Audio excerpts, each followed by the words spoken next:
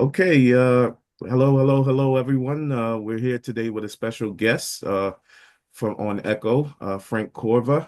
He is the White House correspondent for Bitcoin Magazine, as well as a contributor to Forbes Digital Assets. Frank, we always ask our guests that come on first and foremost, how did you get into crypto?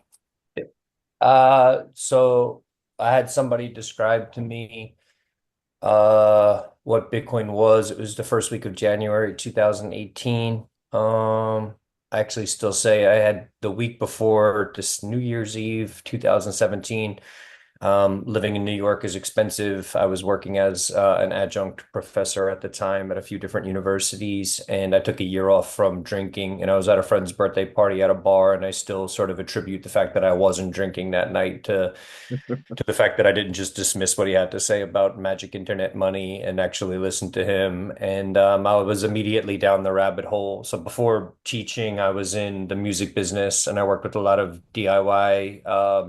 So like the New York hip hop and hardcore scenes, like in New York, bands like or acts like Immortal Technique, Dead Prez, hip hop artists like that, and then the hardcore scene. So I guess most well known maybe like CBGB's, clubs like that that existed many eons ago. I'm dating myself by saying this stuff.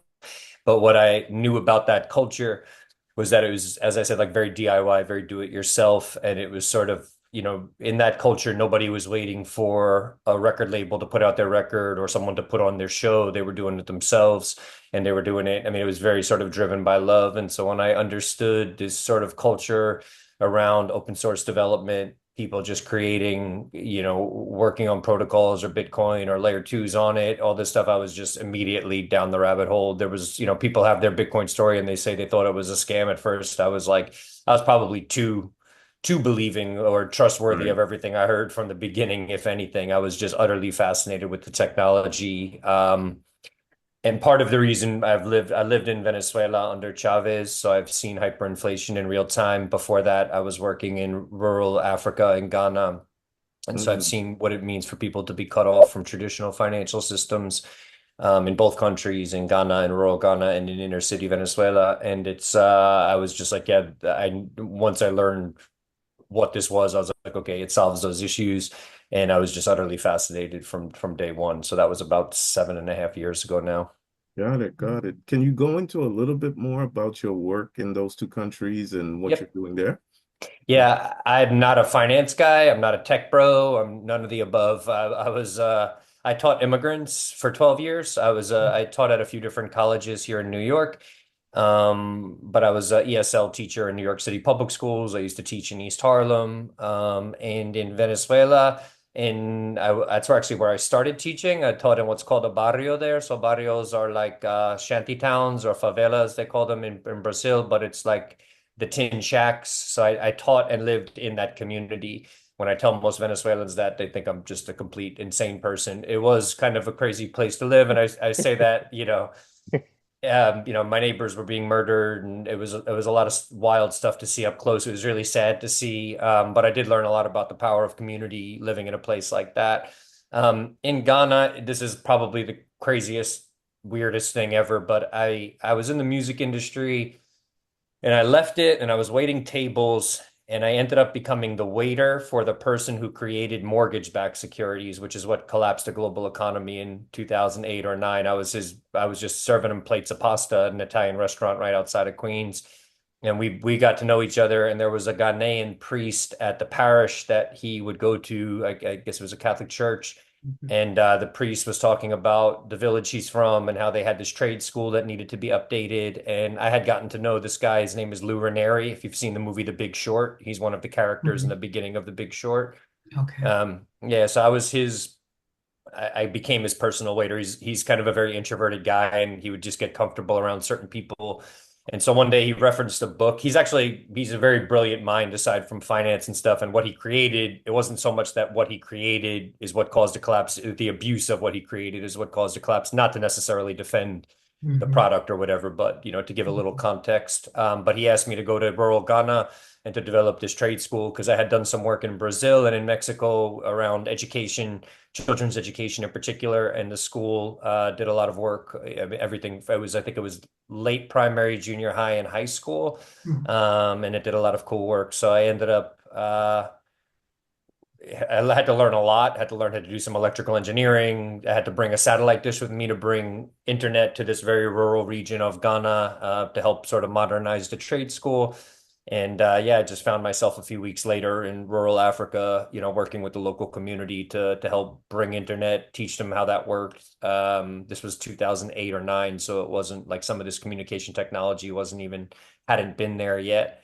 But I'm working for the guy who created the product that caused a global financial collapse. And from there, I go and live through hyperinflation. So I was sort of prepped for what Bitcoin is as an alternative or sort of a life raft based on the work I was doing. And at that time, I had no idea what Bitcoin was. I mean, zero, zero, zero idea what it was. It was years later until I learned what it was and why I thought it was valuable.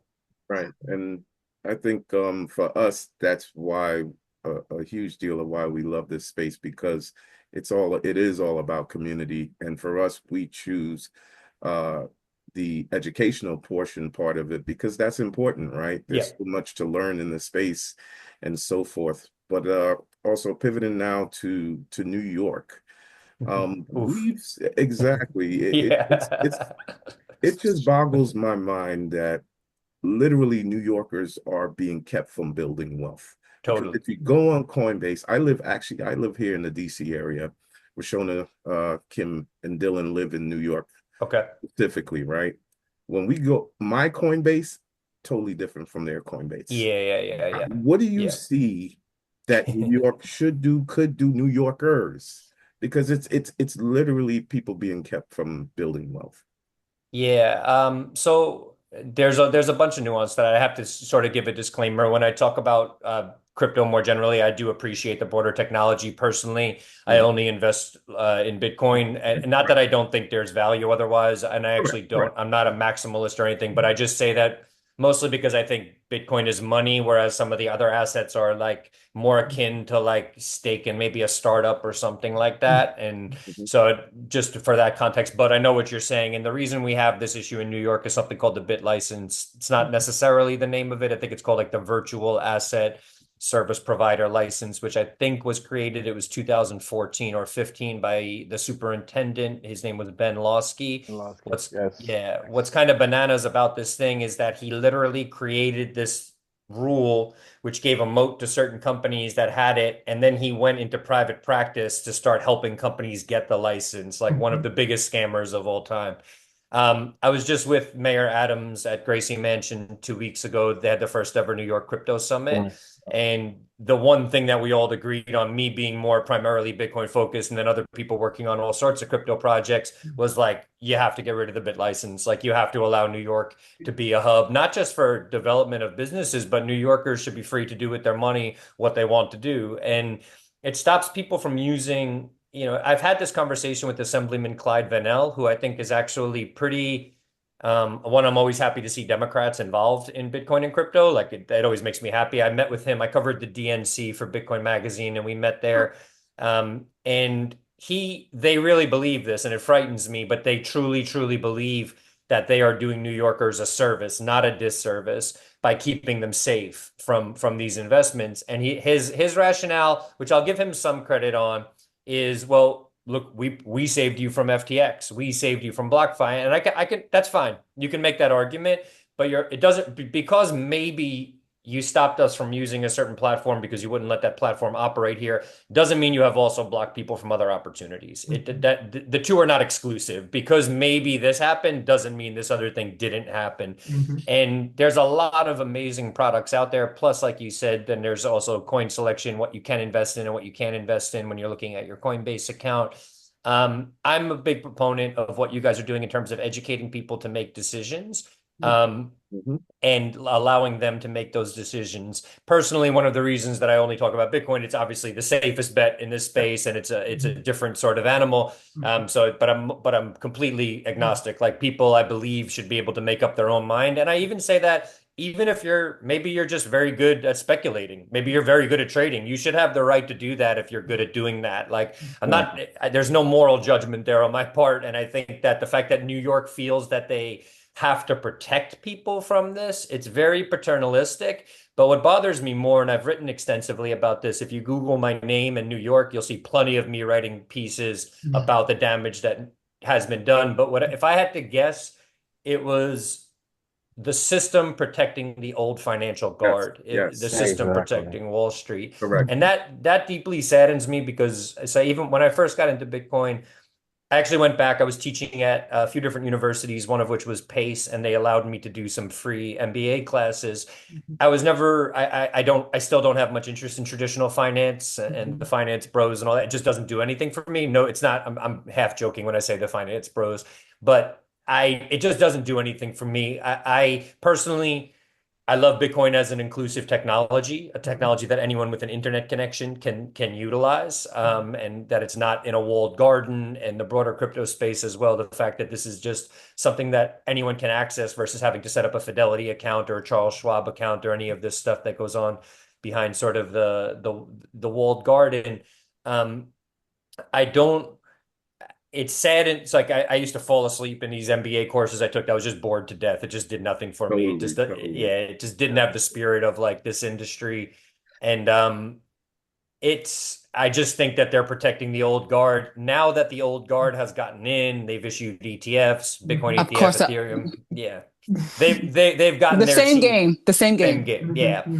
And the fact that people won't acknowledge this kind of saddens me. I also wish the messaging is also what bothers me. So in a lot of ways, I respect the Southern District in New York. I respect Letitia James, Yes, but again, it's like this thing of like it's constantly saying crypto assets are dangerous, Yes. ignoring the fact that so just taking Bitcoin in particular, the best performing asset of the last 10 years, 100%. right? With the It's like so ETF, you know. ETFs, so it's like why are you futures. yeah, and it saddens me because I've had to become politically independent. I don't I vote across the Agreed. aisle. Agreed. And part of like I think Gillibrand is actually great. I think she's done some really good stuff. I think Richie Torres is great. And but they just have very sensible takes on things. But it saddens me because I've gotten this deep feeling of like so I was in before doing this, I taught immigrants for 12 years. I was at Hunter doing my master's in clinical social work. I was counseling active drug users in Brownsville, and I was counseling Holocaust survivors. So, like, Wow. yeah, it's like my work is with people, and but Yes. the idea that it frightens me that I get this vibe. It's almost like Democrats really don't want people to take control of their own lives. They want control over them. And that bothers me because it's very paternalistic. It's saying to people, we don't believe you have the ability to take control You know over your what's own good for Exactly. lives. you Yeah, more and than for yourself. yeah, and it saddens me because I teach. I mentioned this to you guys when I spoke with you. I teach in a program called Bitcoin Dada. Dada means sister in Swahili. Certainly. Yeah. And so Marcel Lorraine, I'm going to give her a shout out here. She's just like sorry, I don't want to use bad language. She's a hero on the African continent. Yeah. We look She, forward to meeting Yeah, her. yeah, yeah, yeah. yeah, we do. We do. If you can ever have her on or some of her people, one of people Con from her group, I Connect can connect us. you. Yeah, for sure. Yeah. Love it. Thank you. All right. And there's another woman from her company that just started a product there. I was in Africa. I was in Kenya in December for the Africa Bitcoin conference, and she started an app called one of the graduates from Bitcoin Dada started an app called Tando, where you can on the back end you can pay with Bitcoin wherever you want, and then the bill gets settled on their mobile money network. So it's a bridge between just really Great. cool technology. Yeah. Yeah. I love this. This warms my Yeah, heart.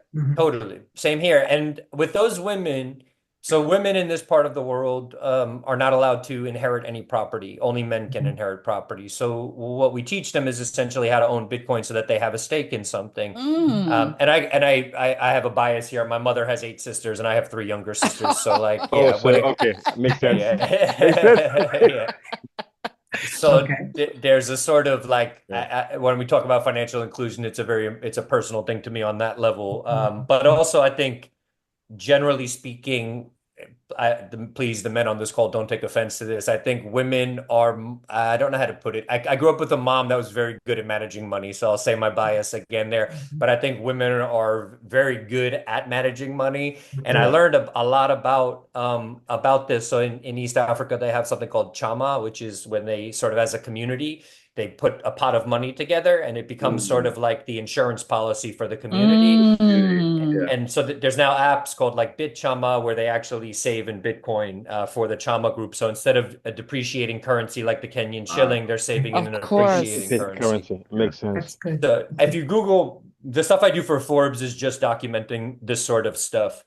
I was also just recently in the biggest, I hate the word, it's an informal settlement. The other word for it is slum, but the largest region like this in Africa, it's in Kenya, and they have an entire economy functioning just on Bitcoin now because there's a lot of refugees that come from other African countries Mhm. that are settled here and they can't get a national ID, and without a national ID, you can't take place in the digital economy.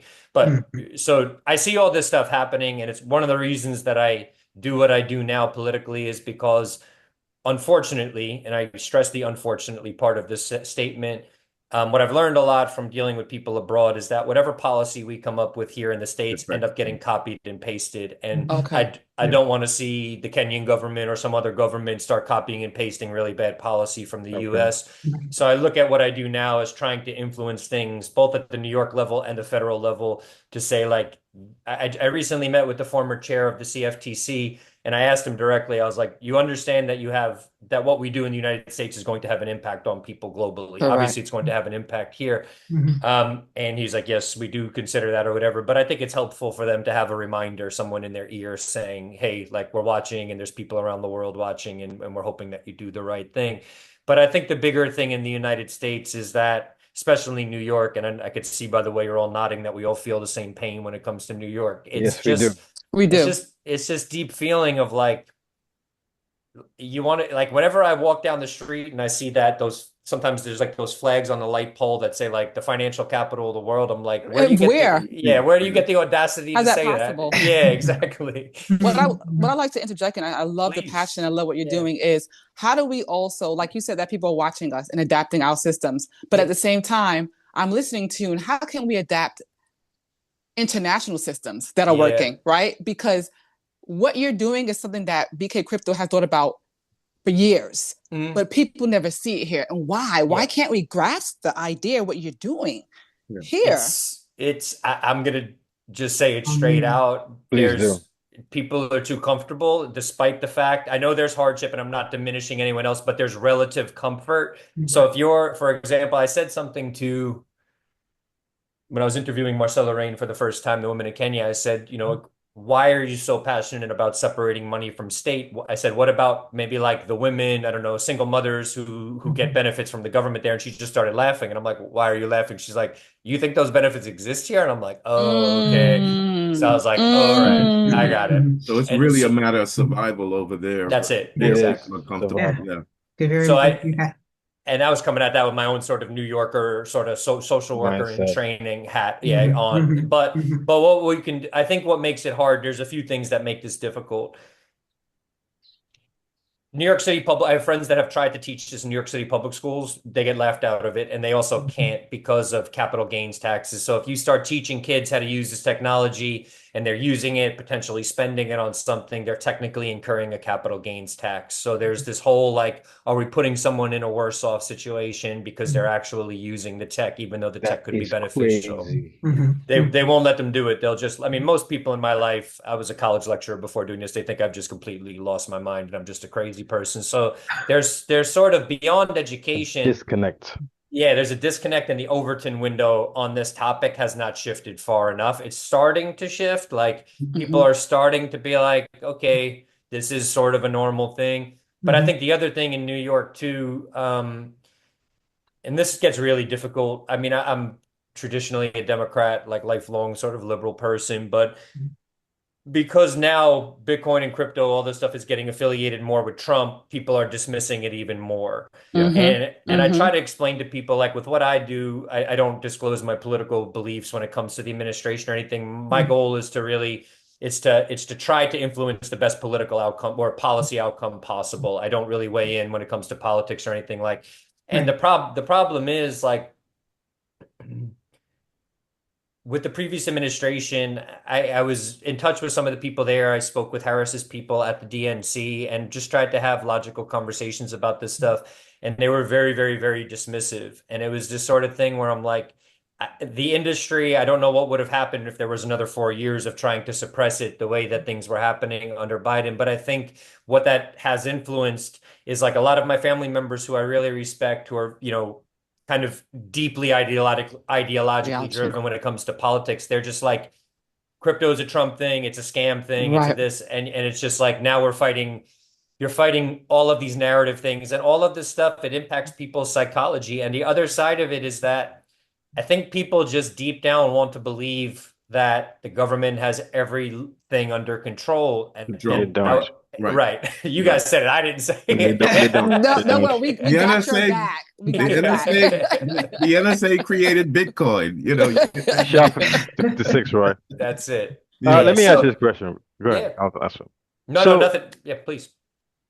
I'm saying the fact that Bitcoin has almost been around for 20 years, almost 20 years, right? Yep. Don't you think it's really like I think it's amazing that something's been around for almost 2 decades and people still think it's a scam. Right.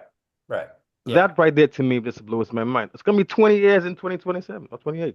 Yep. And this is still a very visceral thing to people because I say this as a joke. I posted this on Twitter once and it got a good reaction, but I'm like, if I'm on a date and I very quickly if I'm not into it and I want to like end the date as soon as possible, I just tell them I write about Bitcoin for a living. Yeah. That shuts people up, right? Yeah. Yep. Oh God. Okay. Yes. They think I'm a scammer and like I purposely and I even approach what I do, like I wear collared shirts on purpose. I talk about being a professor on purpose to try to bring some level of just like, guys, Of course. yeah, just like it's not even legitimacy, more like it's just a thing in the world. And you can keep putting your head in the sand and not paying attention to this, or you can learn how to embrace it. And I think, I don't know if you guys know who Cleve Messidor is. No. I've heard that name before somewhere. Yeah, she's great too on the Democrat side of things. She was part of the Obama administration, and she does really good work advocating for crypto amongst Democrats who understand it. So she's solid. I think she's based in DC, but Ro Khanna, there's all I follow Ro Khanna too. Yeah, Ro Khanna's great as well. Ro is great. She said something quite profound. I interviewed her at the DNC, and I see where she's coming from. I think she said also the internet, the message that she said, especially to communities of color, she said like the internet was going to democratize everything, and everyone's going to win, and blah blah blah. And so like people have heard this before. They don't want to hear it again with crypto. So it's that I think that's some of the struggle with what with what everyone is up against too. And I wouldn't just say that's like a communities of color thing. I think generally speaking, it's broader than that. Yes, 100%. Exactly. Yeah. But the problem, please. No, please. I was gonna say the broader problem also is like I just got back after Kenya. I was in South Africa in a township there that runs completely on Bitcoin. That's what people get paid in. That's what they buy everything in. And the problem there too is when it comes to onboarding people, at some point somebody was involved in some sort of scam where someone said, "Give me some money, I'll buy some Bitcoin for you, I'll buy some crypto for you," and people don't know how to dissociate this idea of like you never actually had it in a wallet that you held the keys to, and that because that whole idea, when you look at your Coinbase account or any of this sort of digital interfaces, it looks the same as a Fidelity brokerage or whatever else. Exactly. And so it's this idea of like, no, like, so it's explaining to people that like you have to hold these keys, and that's kind of the equivalent of like taking cash out of an ATM or literally like, it's this new dimension of a digital space that's so hard for people to understand. But also, and please push back here if you feel the opposite. I think getting people to take responsibility for like custodying their own stuff That's is the key. very, very So, difficult. Well, Yeah, yes. so Kim, yeah, I think Kim wanted to say something. I Yeah. did. Funny, I was going to touch upon that. Going into the whole idea of self-custody and privacy. Like, Yep. and I know that there are some bills on, on in Washington, D.C. right now surrounding that. Yep. So what are your thoughts on the concept of privacy and self-custody in crypto? And what can people do to maybe encourage their Congress people and so forth to, support the concept? I believe in self-custody. I believe in privacy, Yep. but what do you feel that people can do to So cross that? great question. So there's a few bills that people can support, and I Mhm. will highlight them. So there's the Bitcoin Act, which will be going through, but that's bigger than just Bitcoin in that it enshrines into law the right for Americans to hold their private keys. So Mm. that's Lummis in the Senate, and that's a guy named Nick Begich who introduced it to the House. But there's a bigger, more important act than that called the Blockchain Regulatory Certainty Act. This act makes it so that the law cannot say that open source developers are money transmitters, and it also Mm. protects your ability to use a non-custodial wallet without having to identify yourself. Right. So these are really, really important things. I don't know how much you're following. So there's the Tornado Cash Yeah. situation, Yes. Mhm. The and then also mixers. this, Hmm. yeah, and the Yeah. Samurai situation. So I've been at the Southern District for the first four pretrial hearings for the Samurai case. Mhm.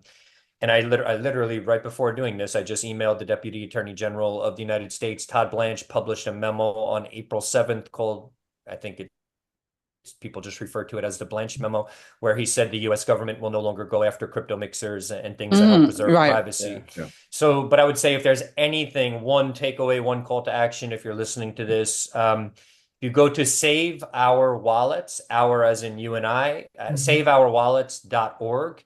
You type in your zip code and it will give you all of your elected officials and it will tell you how to contact them so that you can tell them that the blockchain Regulatory Certainty Act is important to you. I think this is the number one Mm. piece of Yes, legislation that will Mhm. protect wallets across the crypto space for everyone. Mhm. Mhm. most Yeah. Okay, great. definitely. I'd Sounds just good. like to add, I think we agree with you. It's the responsibility part. And that's the huge part that we teach is to take responsibility for your own assets, right? One of the original tenets of this space is be your own bank. But Yeah. it's a certain that you don't realize it until you get into this space that teaching that everybody doesn't necessarily want the responsibility, so over the years when we've looked at it, it started to formulate like, wow, guys, mass adoption may look like banks coming into this space Yes. by selling and custodying people's crypto. They feel 100%. comfortable with banks. They might put in place the FDIC, etc. So, it's just interesting how things have played out. But that is what adoption curves look like. Hmm. So, what are your thoughts on that in terms of SAB 121? Being rescinded and now Yeah. SAP 122 in place, the new game that's about to be played. Yeah. Decentralized. Yeah. It's hard. I have this conversation a lot. It's hard so speaking for a second just to Bitcoin, the problem with Bitcoin is that the base layer will one day become too expensive for the average person to use. Correct. And so that's a real concern. So Mhm. even now telling people to hold your private keys on the Bitcoin base layer, God only knows what a transaction on the base layer is going to cost 10 years from now, 15 years from now. There are upgrades that can be made to the base layer to make it more affordable. Maybe layer Mhm. twos will get built that make it better. And also, I do look at what's happening on other blockchains and how, I mean, other blockchains, I would say on a scale of decentralization, which is a spectrum. Some are highly centralized, some are, Mhm. Right. Bitcoin, I would say, is the most decentralized. Mhm. I just pay attention to what that looks like and to what self-custody will look like in the long run in those places. But to go back to Hal Finney, who communicated with Satoshi in 2009, the first person to Right. run the Bitcoin software outside of Satoshi, Right. even he was like, I don't know how we're going to do this without banks. And like, for example, like when Bukele came into power in El Salvador, Mhm. there's a custodial wallet down there it was called the Bitcoin Beach wallet, but now it's called Yes. Blink. Mm, Um, I use Blink from time to time. It's honestly like super, super convenient. It's a great onboarding tool. mhm. But it's not something where I would never tell someone to hold like a significant amount of money there. It's more like your pocket cash. I would never keep maybe more than $100 worth of Okay. Bitcoin on there or something. I don't have the answer, is my long-winded response. It's like I don't have the answer to this. But I also, what I love about this space is that because it's all open source technology Yes. on across these blockchains, I don't have to have the answer because we have so many eyes and minds looking at this. What I'm just doing is paying attention to who comes up with the best answers and to Ideas. try to, Solution. and that's it. So And to look at trade-offs. Nothing is ever perfect. It's just Right. sort of what feels best for you and how you want to engage with the technology. I know you don't have 100%. much time I think left in us that right goes now. to, I think all Yeah. that, because you're talking about the wallet Blink or whatever, Yep. but that's a software wallet, correct? So that goes Uh, back to, a yes? hot wallet. Yes. Yeah, Yeah. it's a hot Software wallet. wallet. It's a software wallet. So that goes back to the importance of having hard wallets to store Correct. your crypto. Yep. You Yep. know? Yeah. Okay. 100%. So I have, That's a different thing, and people need to learn that. They And do. it's and props real quick. I'll come right back to you. Props to all of thank you you. because I did the sort of education you're doing when I first started years ago. It's emotionally very tough to be in the position you're all in. It's a very because what you're doing is you're essentially becoming a financial advisor, not just in terms of like telling people about the assets, value, fluctuations, all that, but teaching people this sort of thing because it doesn't end with you just saying, here's how a hardware wallet works. No, They're going to no. come back to you. They're going to ask questions. That's a very difficult role to play. So just Yeah. commending your efforts Yeah. there. I Yeah. apologize Okay. for It's a that. I fine So think line. It's a I very think fine line. I think what Yes. works to your point is that we realize that, and so because we have a group, a Yep. subscription group, it helps everyone to connect, and we can teach each other Cool. simultaneously. Nice. That's Mhm. great. so Yep. Yeah. I know you don't have much time right now, so I have two short questions for you. Sure. Do you think the block size for Bitcoin should be increased? And secondly, what are your thoughts on stable coins and how would it affect Bitcoin? Hmm. Two good Curious. questions. Really good questions. Right. Block size increase. No, I think the block size should remain the way it is. I think Bitcoin Cash, if you want to use a different Bitcoin, that's it. I think Bitcoin succeeds if it scales properly, meaning most transactions will end up occurring on layer twos. Mhm. So Lightning, Lightning. And yeah, then, there's a number of other layer twos coming out. I'll shout out some friends of mine. This is where it gets really interesting. Friend of mine, super, super brilliant guy named Willem Schro, just yesterday at launch. It's a layer two on Bitcoin called Botanics. Mm. What they did is they transported the EVM. So okay, They brought Oh, Ethereum to Yeah, so virtual Bitcoin. and GPU. it's oh okay. nice. Oh Gotcha. Okay. wow. Okay. Okay. So now you could use Bitcoin with a protocol like Aave or a protocol or stable coins or something. Mhm. It's very, Mhm. very Mhm. fascinating. Mhm. And Nice. this is why I say I'm Staking constantly and paying attention to the broader technology, Right. not just the assets, because I think a lot of it is portable. It can go Mhm. back and Yes. forth Back and between forth. different Mhm. networks. Mhm. okay. But I think the block size, the most important thing about Bitcoin is that people can run a node if they want to. Right. And if the block size got bigger, it would Bigger. become much more expensive to Oh, run a node. So I think my own thing is like I prioritize security amongst everything Everything else. else. Correct. Yeah, and If I you're gonna think have money, if you're gonna be money, yeah, yeah, it has to remain decentralized, and the only way for yes. that to be the case is for people to run nodes. If that gets too okay. expensive, it's Yeah. not going to work. Yeah. Okay. Stable coins, I could give you two answers on. I have an ideological answer or a philosophical answer and a practical answer. I'll start with Both. the practical one. I think stable Mm. coins are great. Yeah. So I lived in Venezuela during hyperinflation, and one of the things that everybody was trying to do was get dollars. So stable coins make that easier for people. Amen. Doesn't need to like Mhm. great, fantastic. I don't care what rails they run on, whatever. It's great. Um, the the issue so on a practical level, totally back it. I think we're now gonna see Tether running on Lightning, and you're gonna see Tether and other stablecoins running on Bitcoin layer twos as well. Mhm. My thing is this, like I remember the 2008-9 crash. I know that Bitcoin came out of that, gave birth to this whole crypto industry. Right.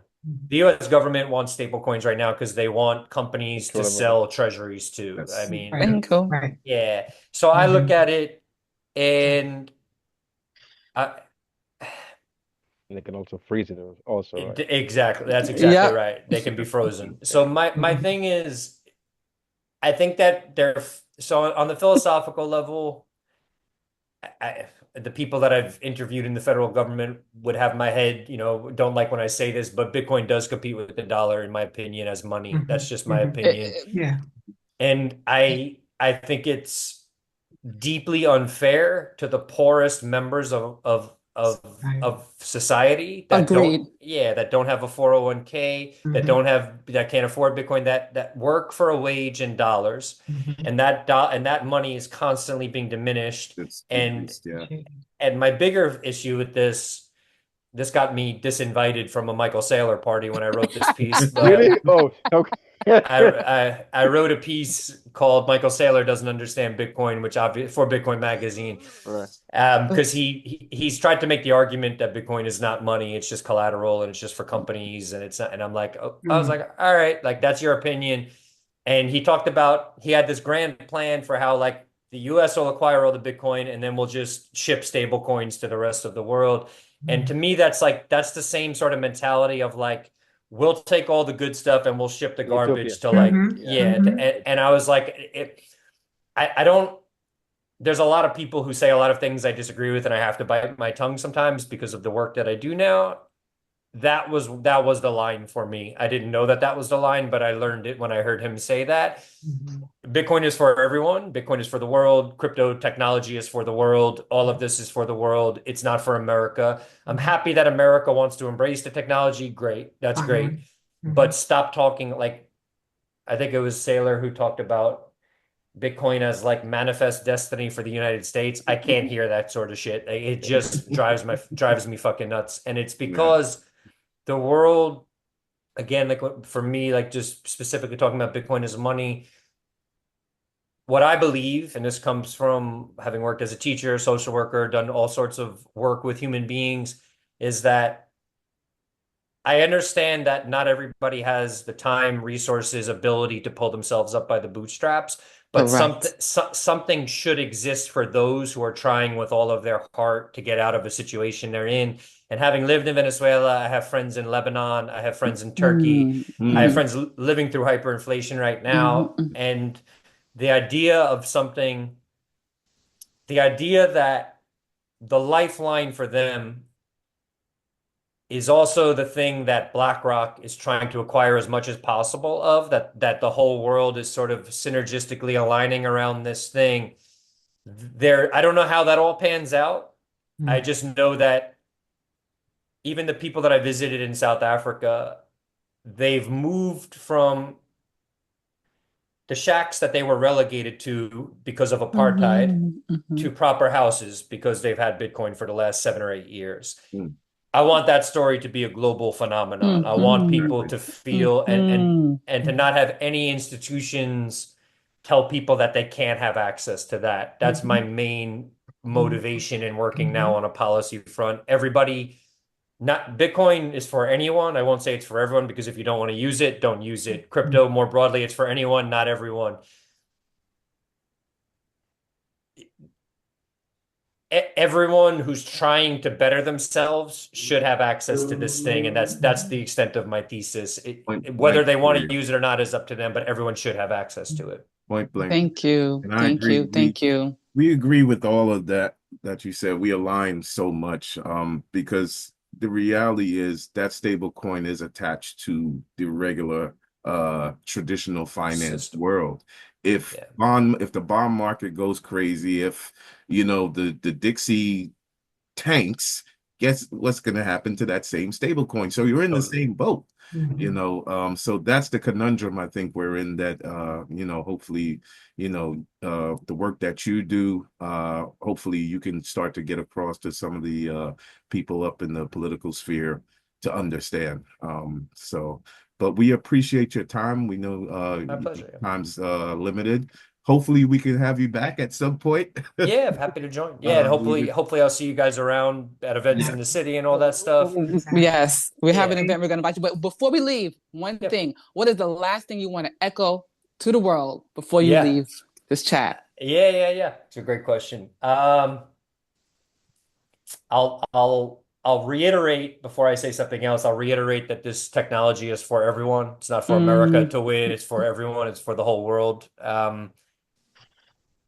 Something that I learned, and um, this idea of Bitcoin as money that over time accrues value, that value accrues to it. What most people don't understand is that the world is being repriced right now. It's getting repriced in Bitcoin. And one of the easier ways to actually measure Bitcoin is not necessarily pricing it against the old system, which is dollars. It's pricing it against another scarce asset like a Mm. house.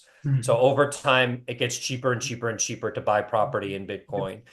And I just want people to understand that whether or not governments like that, whether they're into that idea, whether they're not into the idea, the world is being repriced. You can ignore that to your own. Yeah, I'm true. going to be careful choosing this because I hate terms like have fun staying poor. I hate these sorts of things Yes, that, Right, me I right. too. just can't stand it. But like, it's a reality that we're living through. Yes. And you can ignore it, I think I would say to your own disadvantage to be as polite as possible. I'm not saying it all works, and I'm not saying that there isn't certain issues with Bitcoin, broader crypto technology, crypto assets. That's not my point. It's just that there is something happening. And if I could give any words of advice, it's like not only Bitcoin, but like some of the decentralized like social media, like Nostr, the decentralized AI that's coming, lean into it. Don't don't shy away from it. I think I know it's uncomfortable. I'm not a technical person. I love human beings. There's still days that there's a social work clinic across the street from me, and I get sad. I'm like, oh, I just wish I were counseling people. Like I wish that I was still doing this work because I really enjoyed that work. But I feel that what's happening, what we're discussing here, because of the time we're living through, it's more important that the world more largely understands what's happening. Because ideally, I mean, I taught immigrants for 12 years. You guys know it. Immigrants in New York, hustlers. I mean, Yeah. hustlers, hustlers, Mhm. hustlers. Mhm. Ideally, it's like the our time is diminished by dollars being printed. Ideally, people get to use this technology to preserve their life force, literally to Mm. preserve their life force, to have more time with their family, their friends, their community, to have more time to one of the best things I heard, and I know I tend to rant about stuff, but so many people have told me beautiful things. I covered there's now 14 different circular Bitcoin economies in Peru. So these are people who Mm. never had bank accounts from the Andes to the Amazon. There are people in Peru now using this. The best way I ever heard it put was that it's giving these people their culture back because the Mm. Yes. traditional system Mm. was stripping them of their culture. They now have their time back. They have control of their time. They have savings. They're thinking about their children's future again versus living day to day in survival mode. So if we can take Mm. people out of survival mode and give them their life force back, that's Mm. ultimately what I'm here for. Mm. That's beautiful. Amen. That's beautiful. Thank you. Once Amen. again, Thank Yeah. you. Frank Thank you Thank you, so Carver, Frank. much You. for Thank joining you. us today. Oh, my thank pleasure. you. Thank you for having me. Thank you very Yeah. much, Yes, thank brother. you. We got a t-shirt Yeah. for you. Bitcoin, All give right. your life Appreciate force back. Bitcoin, give That's your right. life force back. That's it. Thank you. I love That's it. Thank you true. for That's the All true. work right. you're doing, You and too. please make sure to Thank take care of you. yourselves as you do this work. It's tough You work, too. and you're doing great stuff. So thank You you. too. Thanks, Bye-bye. Frank. Thank All right. Bye you. bye, Bye-bye. guys. Bye. Thank you. Bye.